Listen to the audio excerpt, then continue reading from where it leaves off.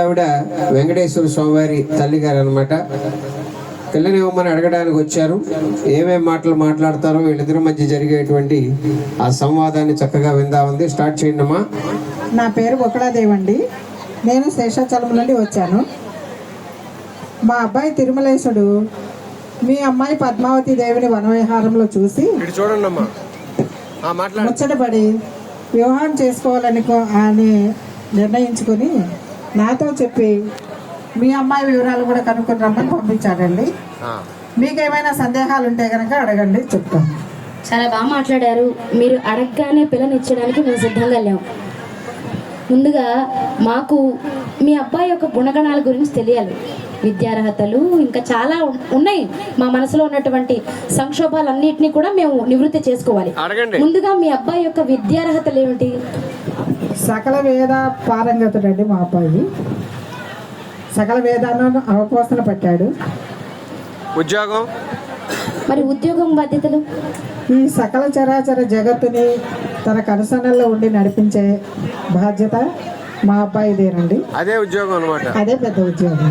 మూడవ క్వశ్చన్. చాలా బాగా మాట్లాడారు. ఉద్యోగ బాధ్యతలు అంటే ఏంటి అంటే మీరు ఇప్పుడు ధర్మరక్షణ, దుష్ట శిక్షణ చేస్తారు మీ అబ్బాయి అంటారు. అంతేనా? అంతకంటే గొప్ప బాధ్యత ఏముంది అని అంటారు. అంతేనా? అంతే కదా. చాలా బాగా మాట్లాడారు. మరి ఆస్తిపాస్తులు వెనక బ్యాంక్ బ్యాలెన్స్ గట్రా ఏమైనా ఉన్నాయా అని తెలుసుకోవాలిగా.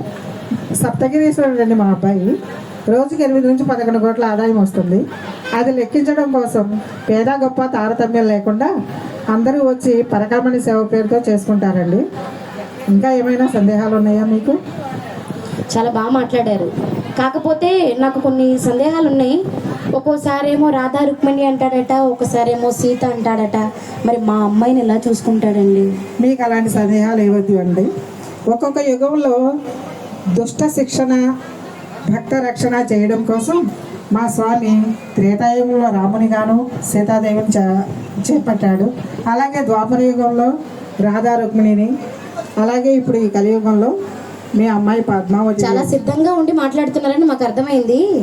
ఇంకా లాస్ట్గా ఒకే ఒక సందేహం ఉంది. అవును, మీ స్వామి ఎన్నో రకాల వేషాలు వేశాడట. అవి వేషాలా, అవతారాలా? మరి అందులోనూ వామనావతారం అంట, నాలాగే చిన్నగా ఉంటాడంట. మరి దాని గురించి చెప్పండి. అవి వేషాలు కాదండి, అవతారాలు. దశావతార మూర్తి మా స్వామి. మరి చిన్నగా అంటే బలిచక్రవర్తి అహంకారాన్ని అణగదొక్కడం కోసం, 3 అడుగుల నేలను అడగడం కోసం చిన్న బాలుడిలాగా వచ్చాడండి మా స్వామి.